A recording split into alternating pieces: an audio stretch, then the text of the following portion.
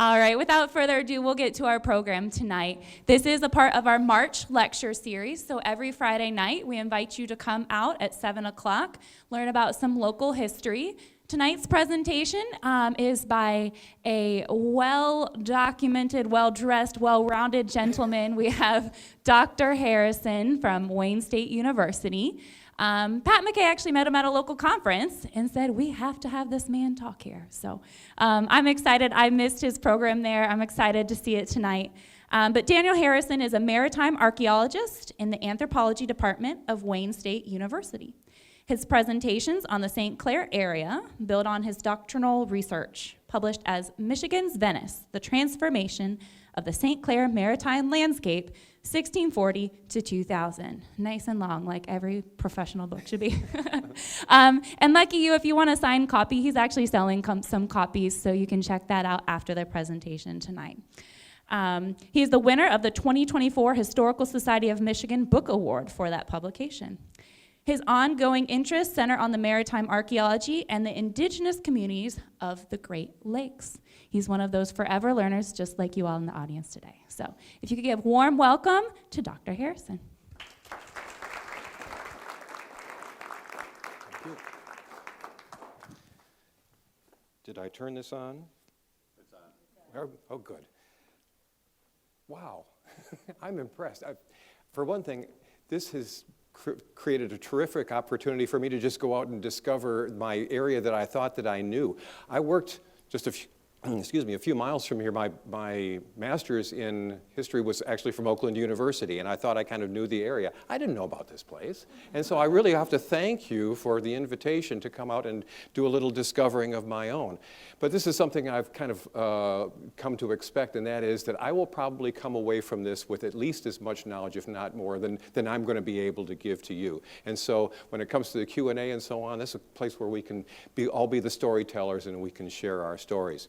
But the one that I have to share tonight is actually an outgrowth from a project that I was kind of shanghaied into by some friends. But that's what happens with sailors all the time. We get shanghaied. I see one or two familiar faces in here. How many sailors do we have here in the crowd?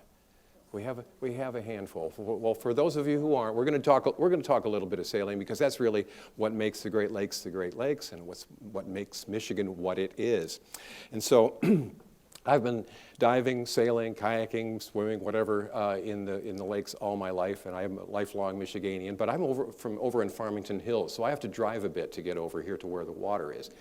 And so boy, getting here, I was so afraid that I was going to have to take, some alternate to 696. So I think I got here about an hour and a half ago, and I have no idea how I'm going to get home.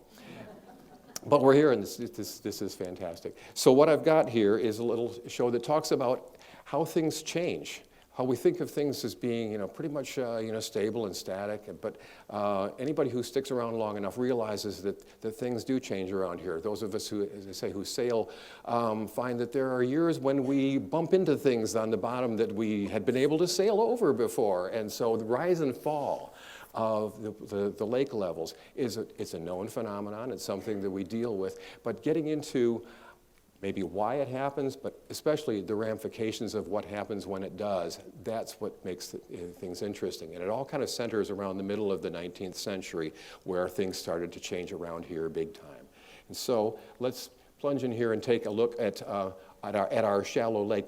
Lake St. Clair is, it's not one of the Great Lakes anyway, but it's pretty important in its own right, but its average depth is pretty shallow. It's about 18 feet deep mostly, and there's a shipping channel that's dredged down the middle that is closer to 30. But what happens when you have a long, shallow, sloping approach to the water means that a little bit of water rising and falling can make a big difference on the shape of the shoreline. And so here we have Lake St. Clair as we see it today, with a lot of the features that we know here. Mount Clemens up, down the river from here, and that goes out into the mouth of Anchor Bay. This is part of the strait, the 80-mile-long strait that connects Lake Huron with Lake Erie.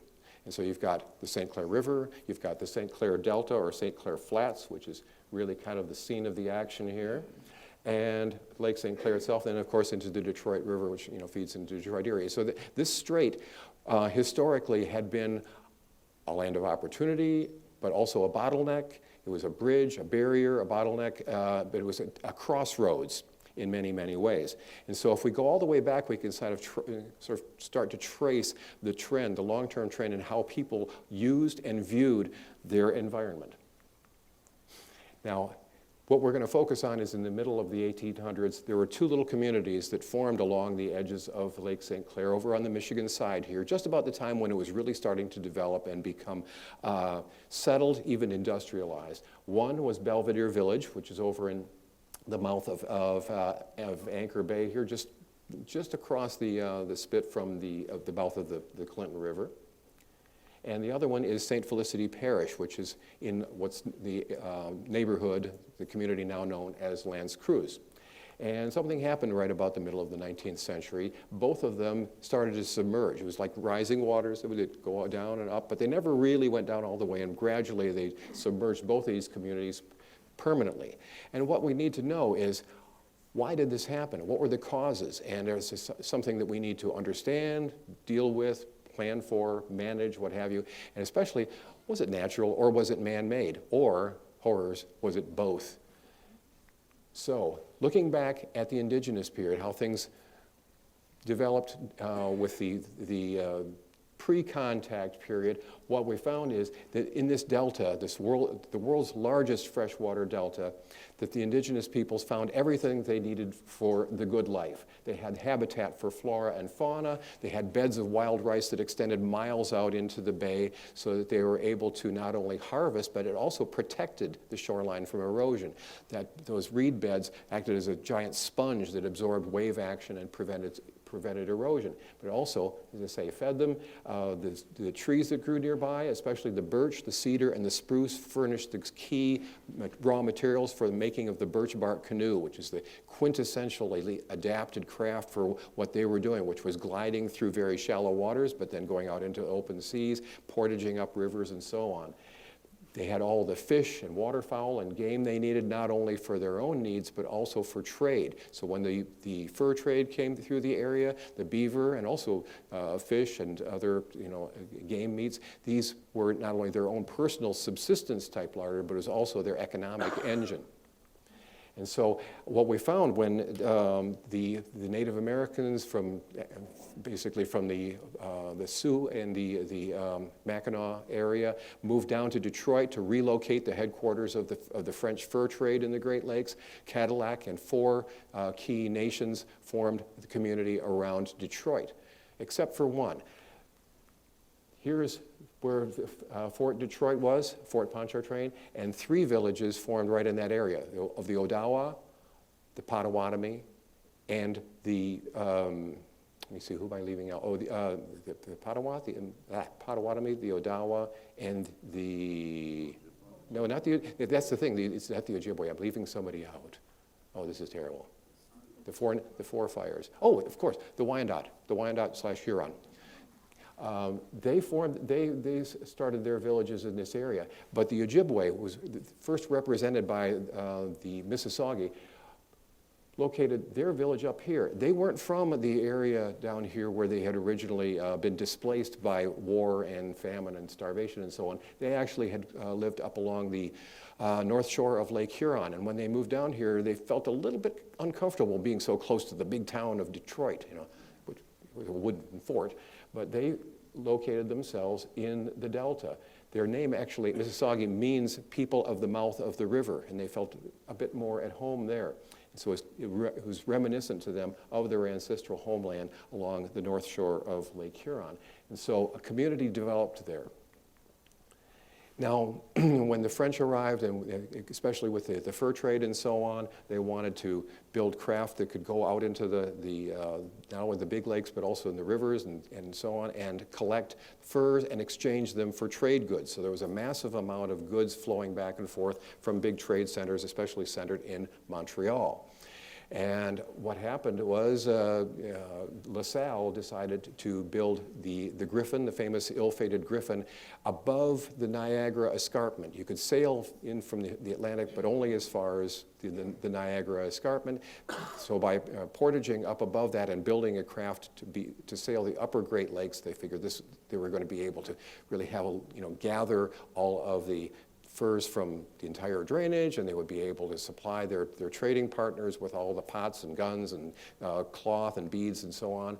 And so it was a brilliant idea, except that they really weren't experienced in sailing the Great Lakes. You don't sail them like you do the Atlantic or even the St. Lawrence. And so they failed to take some advice offered by their local partners over near Green Bay, and they lost the ship. But even their problems started, actually, as soon as they hit the Delta. And Father Louis Hennepin, who was the missionary who was on board with LaSalle, kind of nailed it in one of his journal passages. Here you can see the big four things that were going to be a problem for mariners trying to get from Lake Erie up to Lake Huron for the next 100+ years. There's little depth as you enter and leave Lake St. Clair, so it's shallow. That's one problem, running aground. The discharge from Lake Orleans, which was what they were calling Lake Huron, divides at this place. So you've got a current oncoming, and it divides into all these little channels, and so they are twisty, narrow, and shallow. They're all barred by sandbars at their mouth, and so they were obliged to look around for one that was halfway decent, and they couldn't proceed upstream until they finally had a favoring breeze, because headwinds are generally coming out of the north and the west, which are going to be basically making it impossible to sail. As time went on, mariners learned that they could spend as much as 2 weeks just getting from Lake Erie to Lake Huron on account of headwinds and currents. So things didn't change much for a while. Well, as I say, after the Griffin fiasco, here's an artist's conception of what it might have been like, where LaSalle is exchanging his goods, his trade goods, for bales of beaver pelts primarily from his trading partners. They took a look at what their partners were using and said, that might be a better way to go about it. So they wound up adopting canoes for the rest of the French occupation of North America. The next 80 years or so was dominated by large trade canoes like this. And here you can see a representation of what a canot de maître, or a voyageur canoe, would have looked like, and all of the cargo that it could carry. Bales and bales of furs going one way, and bales of cloth, kegs of rum, tobacco, what have you, guns, pots and pans, what have you, all could go into these superbly adapted watercraft. And furthermore, they were able not only to sail the open waters like the Griffin, but they were able to go right straight upstream. They were able to go clear across the lower peninsula, for instance, through a series of rivers and a couple of portages. And so it really worked out pretty well for them for the duration of their occupation. When the British took over after defeating the French in the French and Indian War, also known as the 7 Years' War. The British are kind of funny that way. They like to do it the British way, and they wanted to do, Britannia rules the waves, as the saying goes, and so they wanted to rule the waves, whether it was the Atlantic or Lake St. Clair. And so they started, bringing schooners upstream again and started looking for ways to get from places like Niagara, which was a transshipment point, to places like Detroit, Mackinac, and Green Bay. Those are three of their primary trading hubs, and doing it with deep water craft where they could carry in one ship, frankly, more than many, many canoes could. So they developed this hybrid route, and this is one of the maps from the time. So you can see that it's not terribly accurate. Michigan looks a little bit. Looks like it's been microwaved there, but they knew enough to know where all their rivers were and all their transshipment points. And what developed was really two schooners were running the trade. One that would come from Niagara, above the falls there, where they could sail across Lake Erie and up the Detroit River to Detroit and maybe as far as the mouth of the St. Clair Flats. But then they would transfer that cargo to smaller boats. maybe canoes, but also flat-bottom boats, French pirogues or bateaux or what have you, that the French who were still living in the area and kind of dominating the population formed the link that would get them up into the deep water in the St. Clair River, from where they could then load it on another schooner called the Gladwin, or actually it was the Victory that did the Lake Erie run, and then the Gladwin would take over and then run up to Mackinac and through the straits and over into Wisconsin's waters. And so that did the trick for a while. And so what developed there was you had these two ethnic groups, the populations, kind of using their own strategies for getting to and from the water and getting themselves and also their goods to and from the water. And so the one that's probably the most recognizable is the French ribbon farm, the classic French settlement pattern where they would divide the land up into strips. And these might go back a couple of miles, but only be a few hundred yards wide. What was important was that everybody had to have lake frontage, because you were going to take all of your crops, the apples that you were picking and so on. You might have an orchard back there a mile or so, but you're going to haul everything down to the river or the lake, whatever water you were on, and then put it in your little flat-bottom boat, which you'd run right onto the beach, and then take it wherever it needed to go. Meanwhile, they're interfacing with the British here, who are building wharves. So you've got the French with their shoreline settlement there, and you've got the British with their wharves. And here's a picture there that was painted of the old Fort of Detroit in 1796, after the British had been there for a while, and they'd built the King's Wharf here, sticking out into the Detroit River, so all these square riggers could anchor there. And then these buildings here are called the King's Warehouse. So anything that was property of the crown, trade goods and so on, would be right there staging into these deep water boats.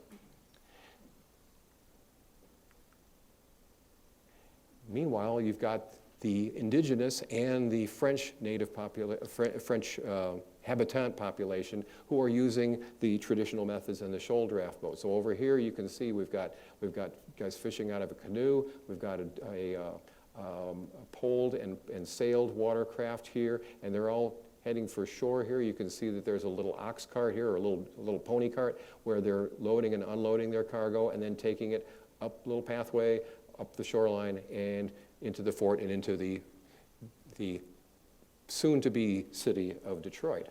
So you've got these two systems that are kind of coexisting side by side. And they're making kind of different demands on the shoreline. The French just needed a place that was slopey enough that they could run their boats onto the shore, but the British really did need to build infrastructure. So for that, they needed to know wherever the deep water was, and they were very big on surveying their new territory that they had gained in conquest and war. So they wanted to know where the best routes were, especially through that bottleneck of the St. Clair Flats. So in 1761, 1 year after they'd basically taken over Detroit from the French, the British sent a survey team out into the St. Clair Flats, which promptly got lost. The report by Dedrick Brem, who was the commandant of the city, the Fort of Detroit, said, well, the upper end of Lake St. Clair is drowned land or islands of rush and canes in swamps. He found it difficult to find a channel to a fixed object. There was literally, not even a tree would grow there, so finding your way across it, this is well before we had GPS, you couldn't get your bearings. I've done it in a kayak, and when you're down this far off the deck, you can lose yourself very, very easily. So they went. They tried to go along the eastern shore and found themselves in the Chenai Écarté, or Snai Carty as the locals call it, constantly little rivulets going off and losing themselves in the rushes.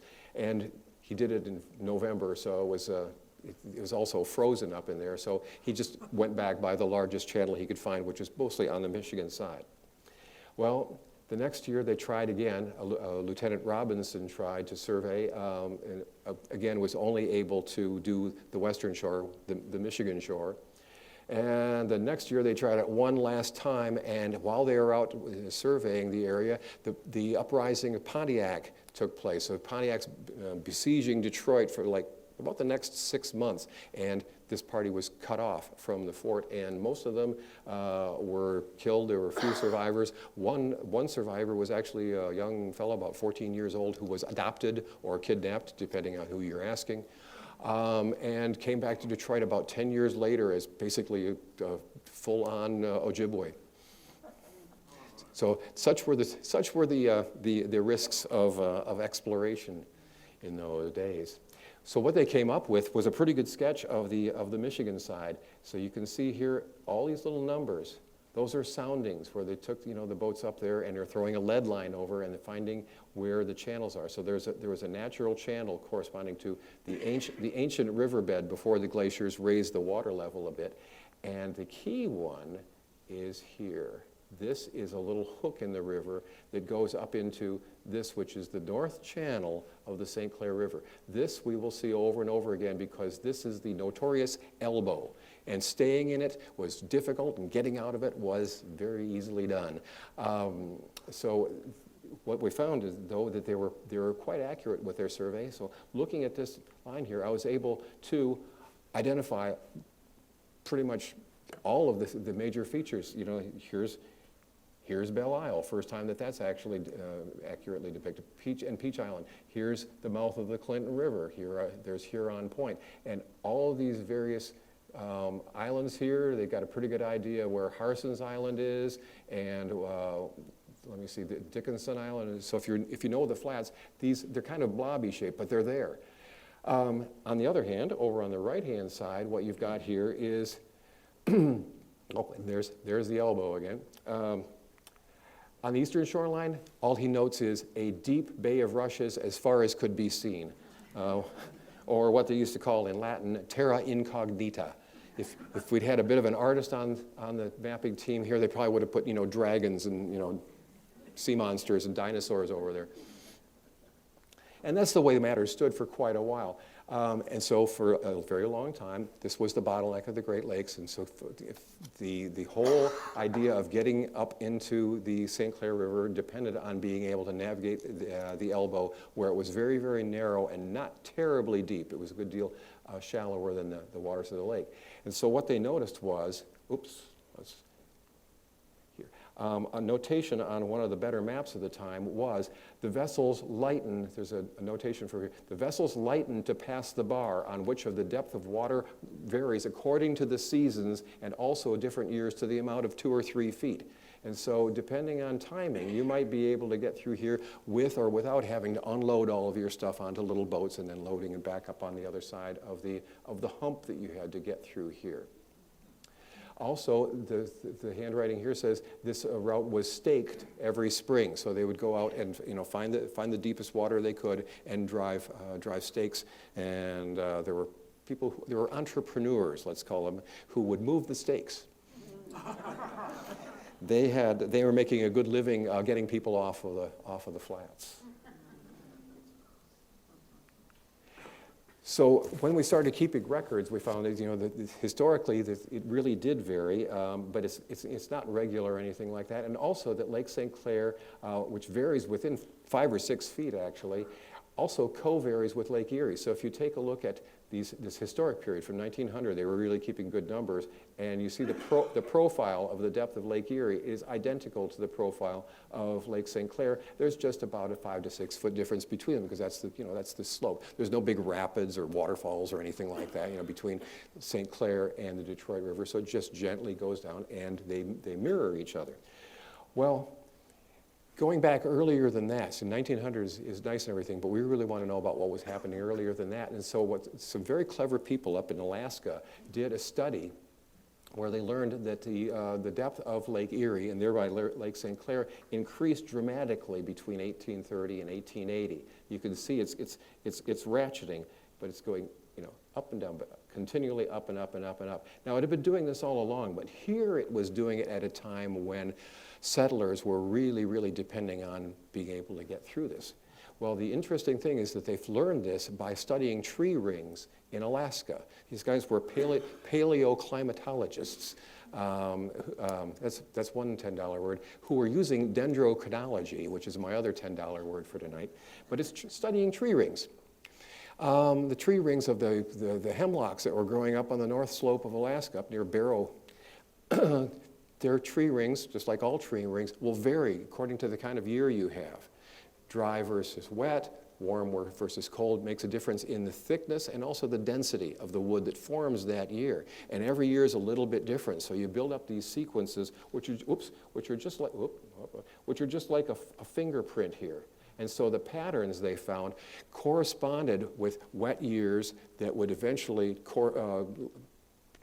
drain off the Canadian Shield down through the area and would result in higher or lower levels in Lake Erie. And sometimes it took like years for the impact up here to be felt down in the lower Great Lakes.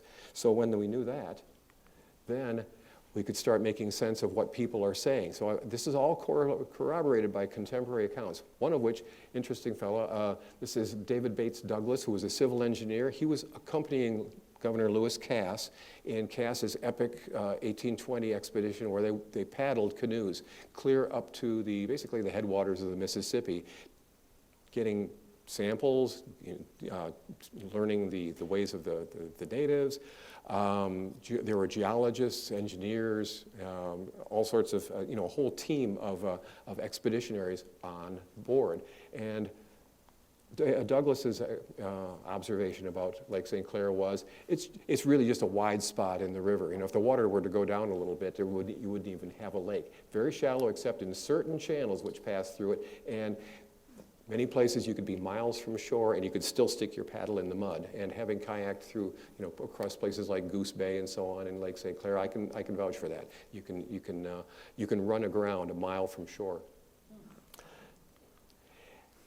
10 years later, change, as we've seen in our data, are going to happen. But there was a reverend who kept a journal of his journey through this area, and he said, indeed, he's echoing Douglas, indeed this body of water, hardly worthy to be dignified with the name of a lake in comparison to the others, and might well be considered as a flooding of low lands. So the water's still down pretty low.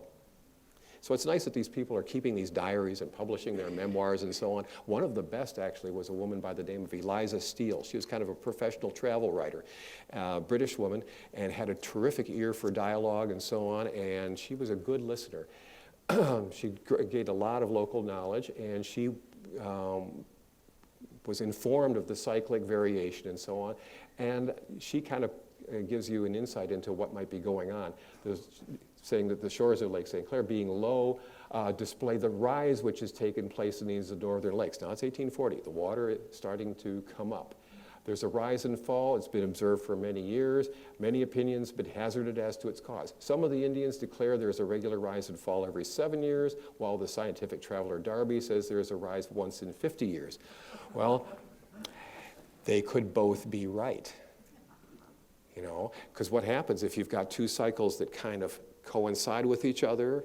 You might get extra high or extra low waters, and I think this is what's happening from time to time. Is if you have a 50-year cycle and a 7-year cycle or whatever cycle, you're going to have times when it's going to double down, and that is precisely what I think is part of the reason for this happening the way it does. But then there's us. There's man. So in the 1850s, we kind of tilted the table a little bit literally, because in the 1850s we are in the opening years of the Industrial Revolution. Steam power comes to the lakes, and it comes not only to power the boats, but it also comes to change the landscape. So in the 1850s, we started on a man-made waterway. So this bottleneck that we've been looking at all this time, the elbow up there, which they were getting actually really, really accurate surveys of. Well, over in Wisconsin, Milwaukee, Wisconsin, a fellow by the name of Abel Hawley patents the first really effective steam dredge that's capable of dredging through this glacial mud. And so this is what the first iteration of it looked like. It was basically a really heavy iron bucket that they would just swing up and then drop it, and swing it up and drop it. Every time it would just take a bite out of the bottom. And it was slow, it was painstaking, but it worked. And by the 1850s, they are starting to make a dent in this passage through here. So the elbow was up in the North Channel, but what we are doing here is we are looking at two different ways to get from another one of those channels, the south channel, out into the lake. Either channel A here, that was proposal 1, and then there was another proposal to take this line and just sort of beeline it from here. Either way, it wasn't going to be a straight shot. Well, they decided on the south channel entrance. There was A on the chart there, and they put up a couple of lighthouses to mark what they had done. So if you've been out on the St. Clair Flats and you've seen 2 lighthouses lined up like that, those are the old South Channel lights. In 1857, they marked the route that they dredged. So what it looked like was there's those 2 blue triangles are where the lighthouses are. And so what you would do is you go sailing up got to the first one, and then you would come to a course, and then by the time you got to this corner here, you had a buoy that would mark the turning. Okay, so they created an artificial waterway with artificial landmarks to make up for the fact that there were no features out there. In 1871, they straightened it out a bit more. They created the St. Clair Ship Canal, which cut this bit off. And so at that point, the old South Channel lights became kind of a landmark, kind of a reminiscence of the way things used to be. So big picture was that the Anchor Bay, where the elbow was, got its name because if you didn't have the kind of wind you needed to overcome those prevailing northerly and westerly winds, and if the water were low, you would have to anchor there until conditions changed. And so ships would sometimes sit in Anchor Bay for days and sometimes even weeks until they were able to make the passage. Sometimes it took longer to get from Lake Erie to Lake Huron than it took to get from Lake Huron up to Green Bay, Wisconsin. So the unintended consequence here of my title is dredging the mouth of this one channel and making it bigger, straighter, deeper, wider, all that good stuff, created a greater flow into Lake St. Clair, but it really didn't do anything about what was flowing out of Lake St. Clair. They didn't change that for many years, actually, until they had those ore boats and so on that were so long and deep and so on. They really needed to straighten out some stuff down near approaching Grosse Ile. And so it was a while before things equalized. And so between those years, the flow through the strait reached a new equilibrium that was about 3 to 5 feet higher than it historically had been. So it had been fluctuating down here. Well, now it was doing the same thing, but it was doing it up in deeper water, deep in the lake. Well, the good news was you could run bigger cargoes through there. You had deeper water for navigation and so on, but there was bad news. There were winners and losers, and the losers were those 2 little communities that we're going to talk about. So one of the victims is St. Felicity Parish at L'Anse Creuse. And so in 1826, the French native or French descendant community there had built a little church. There was a little cemetery. This is a model that was built by a priest historian at the Archdiocese of Detroit, Father Ruthenberg. And so you can see there's a little churchyard here.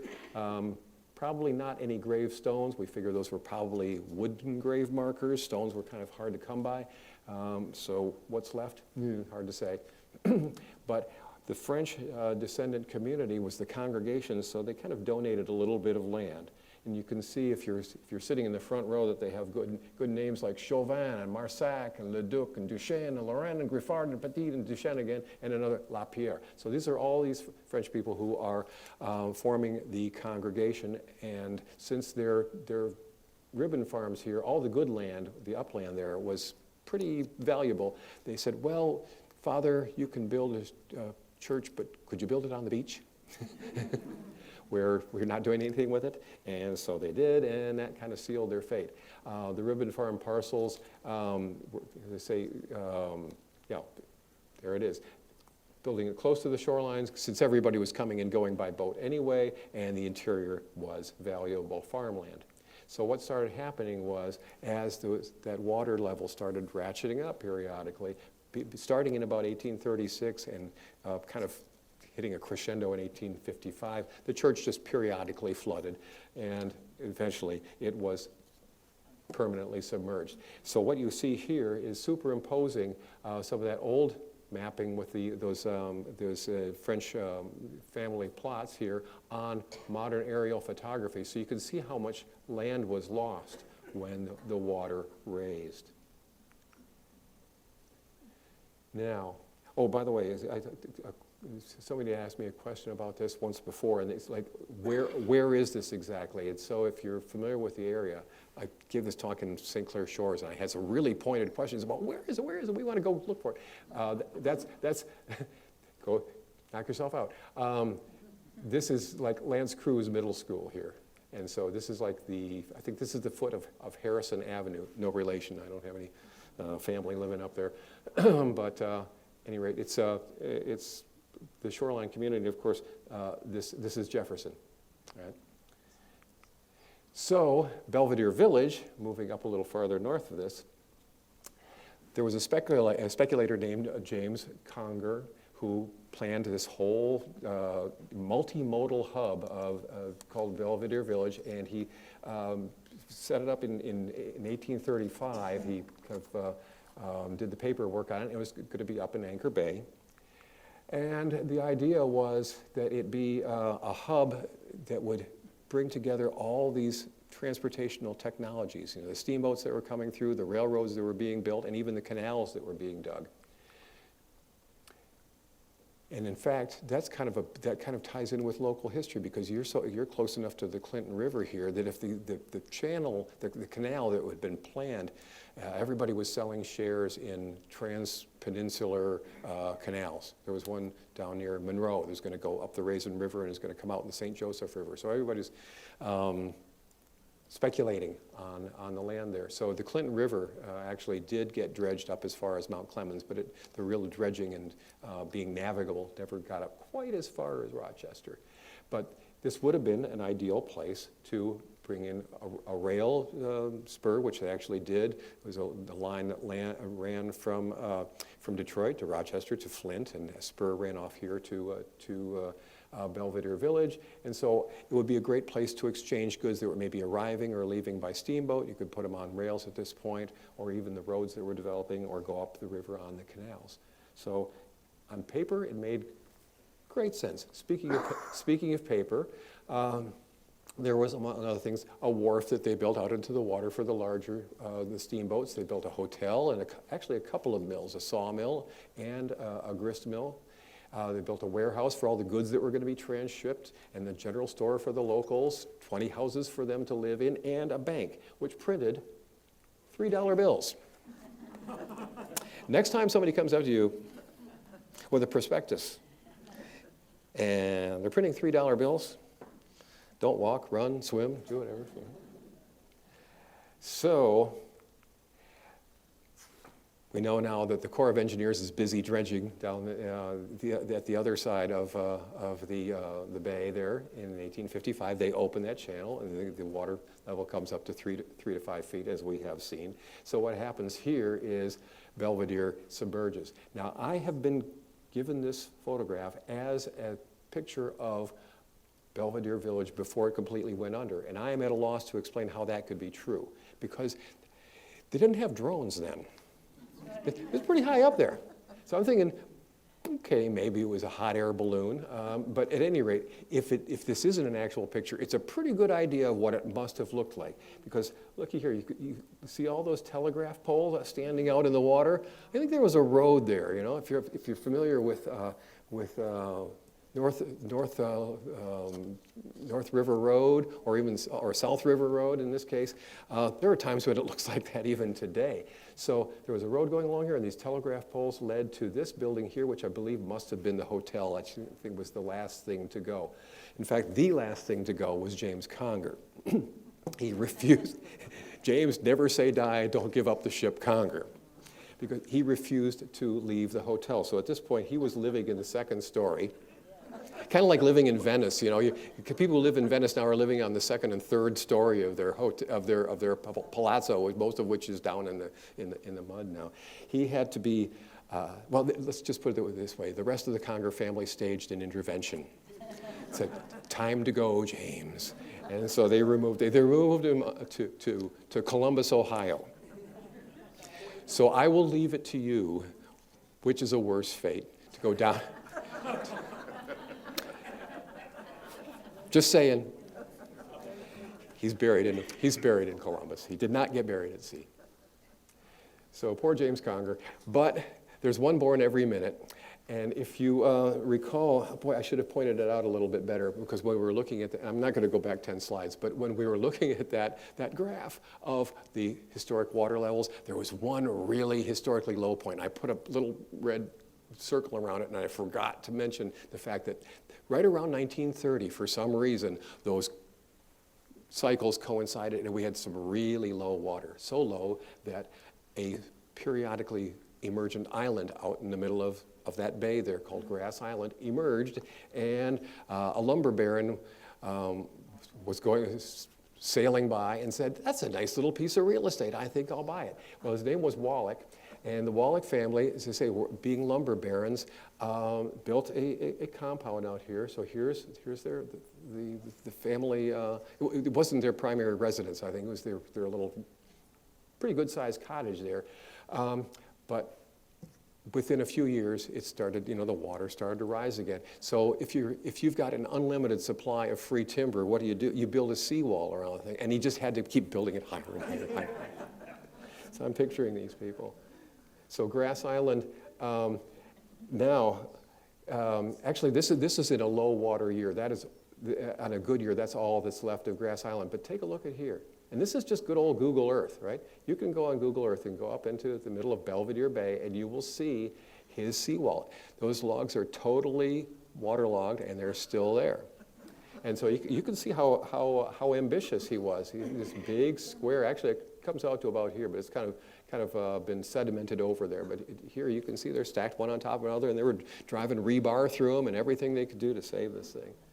Now it looks more like well, it's completely submerged. The other things that locals were doing, anything they could to save their frontage, they'd take old waterlogged barges and kind of tow them into position and fill them full of rocks and sink them so that the wave action wouldn't hit their new seawall. So this is a case where we're looking at one of those communities where the the shoreline has receded dramatically, and out there it's very, very shallow. You can get out and walk on these things. They're only in about 3-4 feet of water, but they're old barges, just repurposing some of the wooden watercraft from the time period. So those sunken stories are down there, and people are, were asking, like, what's all these stories I hear about the old church and the old cemetery and the old village of Belvidere and so on. And so what happened was the Macomb County got a very, very nice grant, $160,000 grant to go out and try and see if they could see what's left of the history and tell the story. So actually this started a while back in 1959. Some of my early colleagues at Wayne State University with dive gear went out there and we're looking for various things. Didn't find much in that area, but they did pretty well along the north shore of Anchor Bay, around where Anchorville and New Baltimore and so on. And they were finding evidences of not only the French settlers, but also indigenous occupation. They were finding, flint tools and so on, going way, way back, literally about 1,200 years. You can date settlement in this area to about 900 AD, where we can confirm by the style of the pottery, the style of the flint knapping, and so on, where we can identify what's sometimes known as Wayneware because of what was found and originally named down in Fort Wayne. So there's some good archaeology to do in this area. So here's some of the colonial era artifacts that they found. One of which is this is a French cross. It's called a cross of Lorraine, which is very popular with the French missionaries. He would give these to their congregations. And of course, this is a combination tomahawk and peace pipe. Sort of the original multi-tool. When in doubt, come prepared. And so again, these were trade goods. Oh yeah. The good old days. In the 1960s, one of the local residents was actually wading out to see a little girl who's still with us. She lives out in Oregon now, and she found this wonderful alabaster statue down there where St. Felicity Parish would have been, and it's very, very clearly French. It's in the style of Our Lady of Sorrows, who was again a French, object of devotion. And so it's kind of like the Cross of Lorraine, Our Lady of Sorrows, kind of nails it. Okay, this is from that time period. Father Ruthenberg, the fellow who made that little model with the graveyard and everything like that, the archdiocesan historian, accompanied another dive team in 1995 that went looking for artifacts down there in the St. Felicity site. They did find 3, they call them grave stones. That's what I hear. I think they probably would more accurately be termed grave markers, because I don't think that they would have been stone. If you had a stone, you used it to build your house. But there were grave markers, and again, another one of these crosses of Lorraine.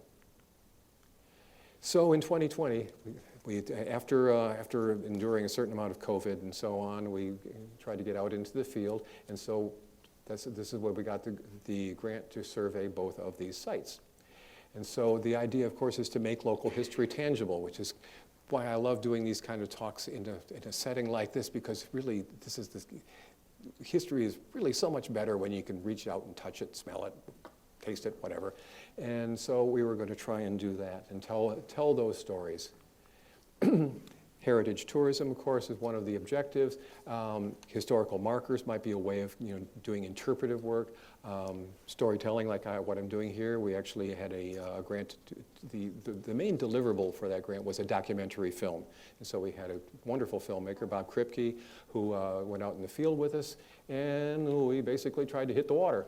So our field investigative team was centered around the Noble Odyssey Foundation. They are the Great Lakes operation for the Navy Sea Cadets, which is a program for young people between the ages of 11 and 17. Boys and girls go out there, and they literally learn the ropes. They are on, in this case, a converted, decommissioned Navy yard patrol boat, the YP 673. She's about 81 feet long, and she's got all the features of a ship. She's got an engine room, generators, a galley, mess, officers' quarters, everything like that. And so they really learn a great deal in their time on the Great Lakes, and a lot of them will go into maritime careers in one way or another. Some of them go Navy or Merchant Marine. Some of them will get into commercial diving or diesel engineers. I've sent at least one kid up to the Great Lakes Maritime Academy up at Northwestern Michigan College. So it's a great program, and it's a great way to get people in the water and finding things. So we kind of plotted where our best looking targets were, and unfortunately, we're in such shallow water, we can't take that big boat out on, like 4 feet of water. So we, got into the Zodiacs. We've got the inflatables here. Yeah, that's me in the bow of this one. I'm running a combination GPS and side scan sonar, and we're trying to see if we can find some bottom contours that would give us some ideas of where things were at, and give the kids some good experience. And so here we are. We found something where we've got one of our guys over here has got the glass bottom bucket there. He's spotted something, and we're tossing a buoy into the water and putting the divers in.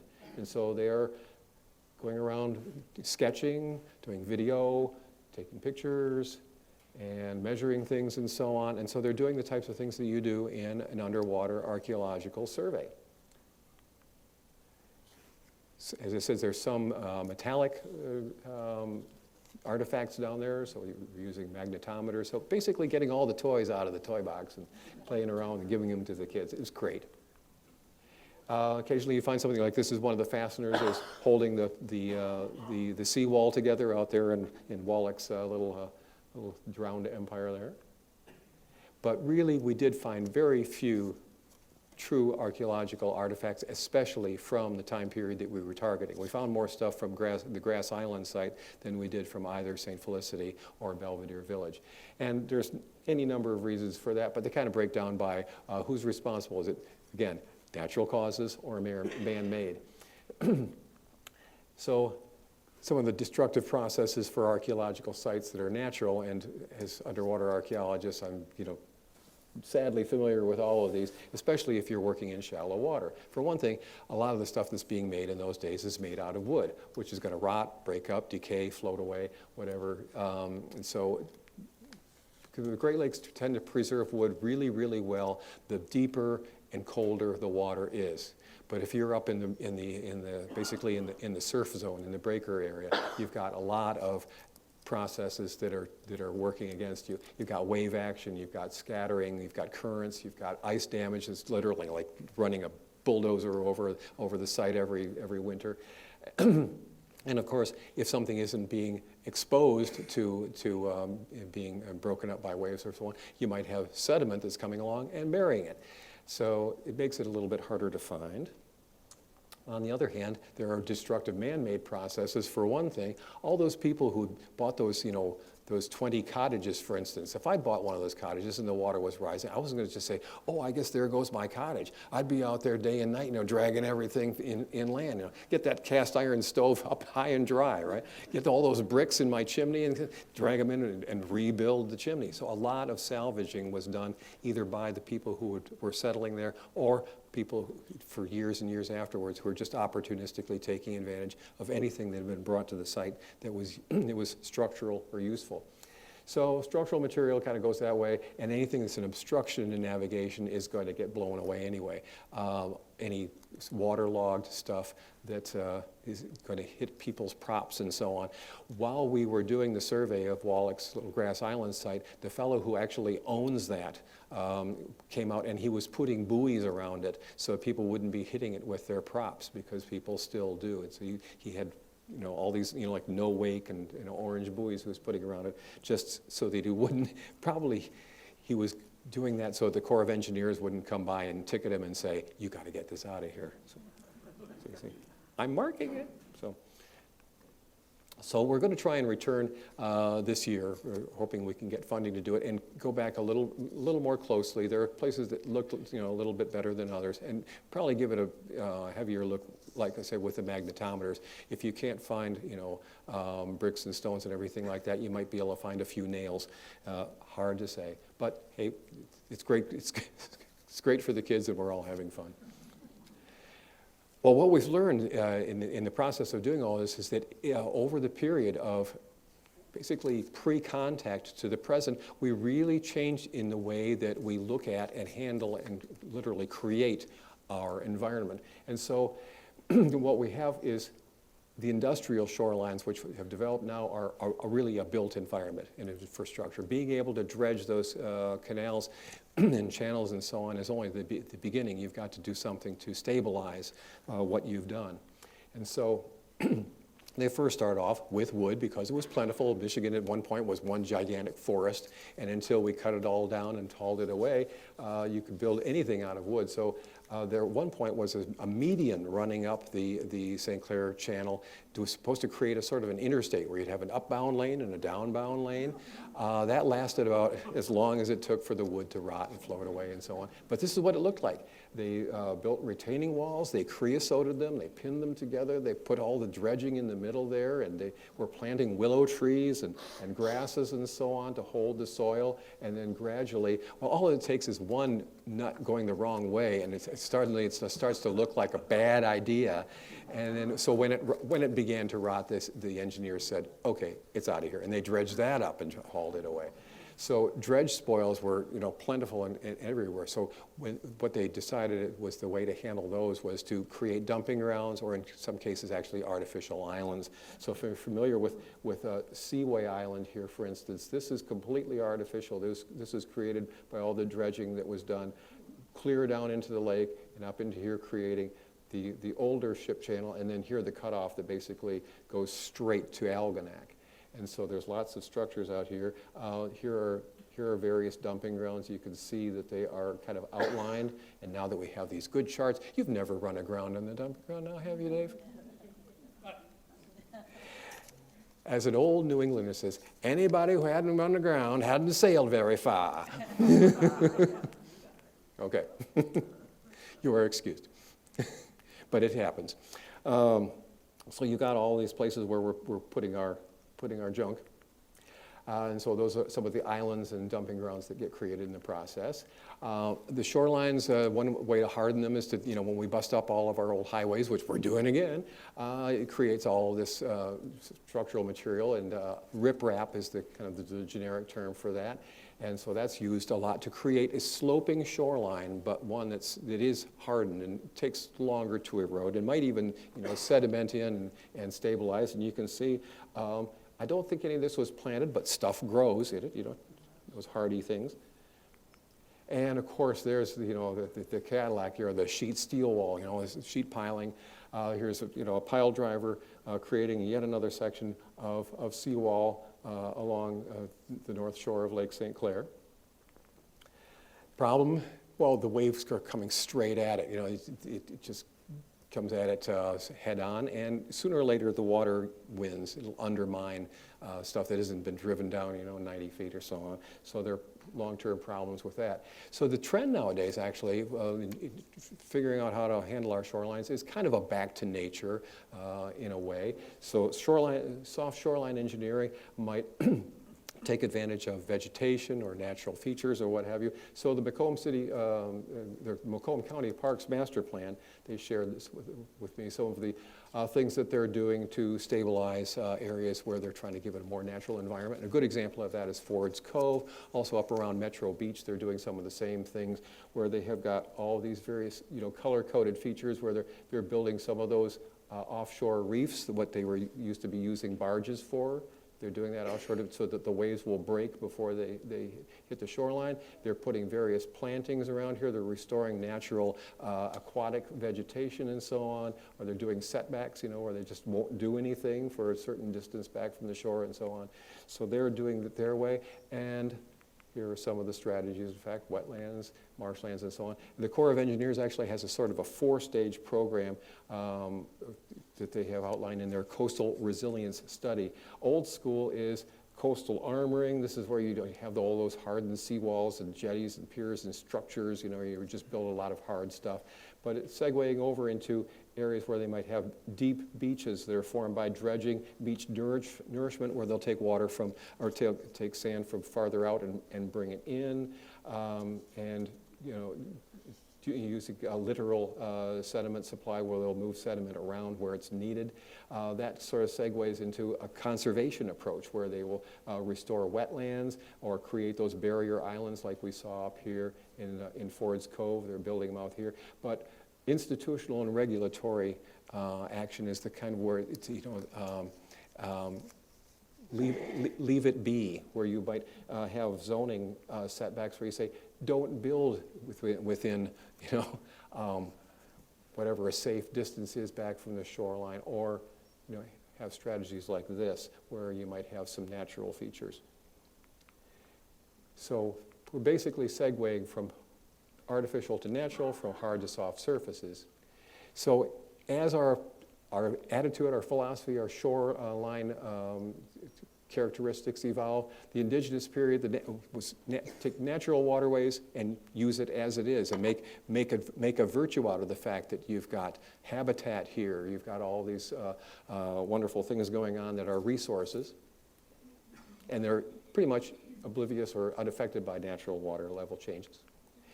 During the colonial and frontier periods, they would minimally modify it, using the shore where they could, or building wharfs and piers only where they were needed. But that left the restricted waterways, which limited vessel size and accessibility, and sooner or later the industrialization kind of took over, and we had to create these man-made waterways to get through those bottlenecks and the hardened shorelines. But now, as I say, we're cycling back hopefully to a sustainable future.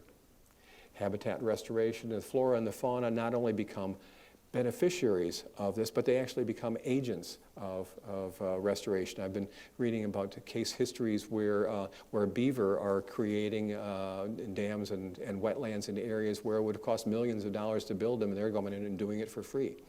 And as long as you don't trap them and turn them into hats, everybody wins.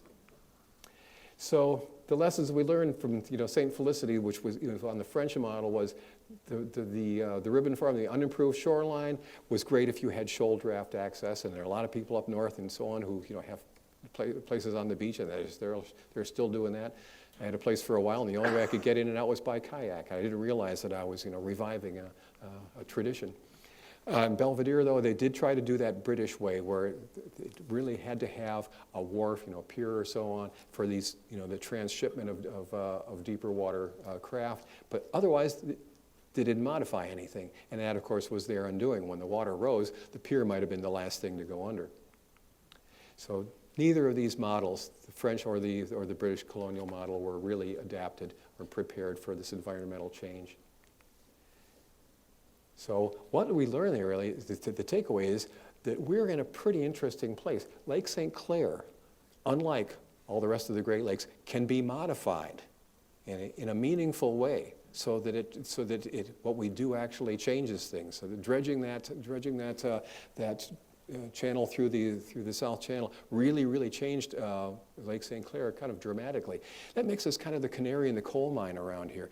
There are certain things you can do like on Lake Superior that aren't going to change the shoreline at all. But down here, we are in a position to kind of track natural processes, quote-unquote natural processes, that are increasingly dynamic and increasingly man-made. We don't just have a man-made landscape out there. We have now a man-made climate, let's face it. So our weather events are becoming, in some cases, more and more dramatic. So flooding, erosion, industrial and agricultural pollution, combined sewer overflows and all that sort of thing are going to be our future without developing a sustainable infrastructure. So as a historian and an archaeologist, I find that looking back into the past isn't just a charming, fun thing to do, but it kind of points the way forward to the things that we can do to make our future better and better for our children's children's children.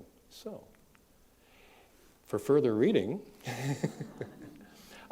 this is actually kind of, there he is. There's a satisfied customer. This, in fact, the best part of this book, I'll tell you, the best part of the book is the cover. This is this wonderful painting that a dear friend shared with me. This is the elbow. This is two craft trying to get through the elbow, and one of them is going to make it, and one of them clearly didn't. This is a topsail schooner, and these are buoys that were put out there to mark that elbow. Remember when I said how the channel was staked every spring? Well, these buoys are actually in the right place. This guy's in a Mackinac boat, draws about maybe a foot or two. He's got a centerboard that he can pull out. This guy is in a topsail schooner, and he has somehow managed to drift inside the line, and here he is stuck on the putty. And if you're a sailor, you're going to say, wait a minute, his sails are going every which way. He's backed his mainsail. He's trying to get the breeze to push him back out into the deep water. All of his, if you look really close enough, you can see that all of these lines are hanging slack. He hasn't got a breath of wind to help him there. So he's actually lowered his boat here. They've got davits here in the back. He's lowered a boat. He's probably going to go around and have the crew lower the anchor into that boat, and they're going to row forward 100 yards or so, as far as they've got a rope, and winch the boat off, a process that's known as kedging. Okay, and any schoonerman who sailed these lakes knew half a dozen ways to get stuck and unstuck. So this is like a moment in time, right about 1855, right about the time that they were dredging, while they were still going up in the waters of Anchor Bay. So this is a book that I developed out of the doctoral dissertation that I did at Wayne. Fortunately, with a great deal of pressure from the Wayne State University Press, I made it readable. Doctoral dissertations are not noted for their clarity. Well, they're just not fun. They're written for an audience of like 4 people. And so once I'd gotten them behind me, I said, this is too good of a story, or bunches of stories, not to share. So a lot of this, it consists of going in and getting people like Eliza Steele and the Reverend Colton and so on, and letting them tell their stories, and then hooking it up with the artifacts and the technology and so on at the time. So if you're up for a good cure for insomnia, I'm your guy. Let's see. And so with that, I will thank you, and we can open it up for questions. Do they kick us out of here at some point? They is me. Oh, they is you. Okay, well that's good. We've got the sheriff is here. Why don't we take maybe like 3 questions, and then afterwards people can come up and talk to you. Does that work? That'll work. All right. Okay. Usually I do these quite often in libraries. Libraries and museums are my happy places. I was a librarian for the bulk of my career. And so I know when it's time to go because the library is closing. So, yeah, I have to have one of those. Okay. So, Are all of your slides in the book? Not really. I had to develop this in a different sort of way. But what's in the book is lots of wonderful maps and also pictures of all the the evolution of the watercraft, because the landscape and the watercraft evolved together. The Great Lakes or boat, for instance, is unique. You couldn't have them anywhere else. They're the kind of thing that can only exist on the Great Lakes. And so a lot of this is just like tracing evolutionary and illustrating it where I can. Were there reports of caskets popping up? No, I don't think they had caskets.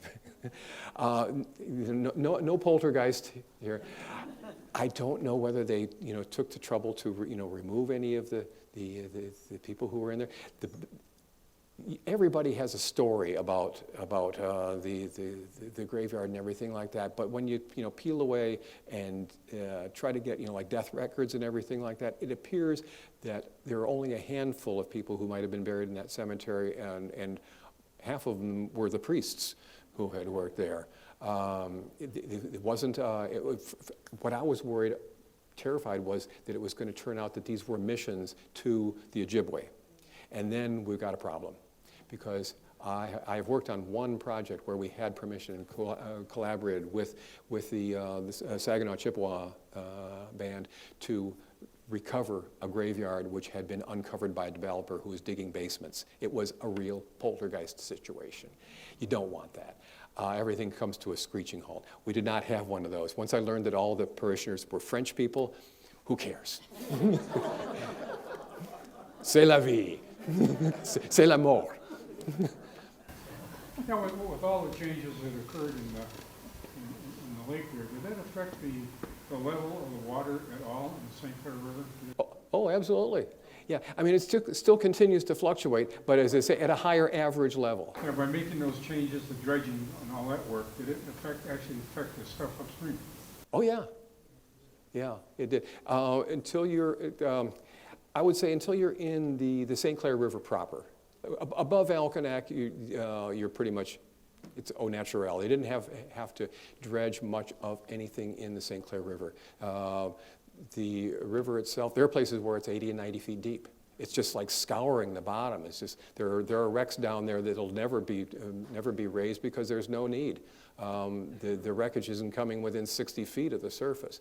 So all those natural processes where the current, all the water of Lake Michigan, Lake Huron, and Lake Superior is barreling through the Blue Water Bridge and going like 60 until it hits Algonac. And then it goes every which way.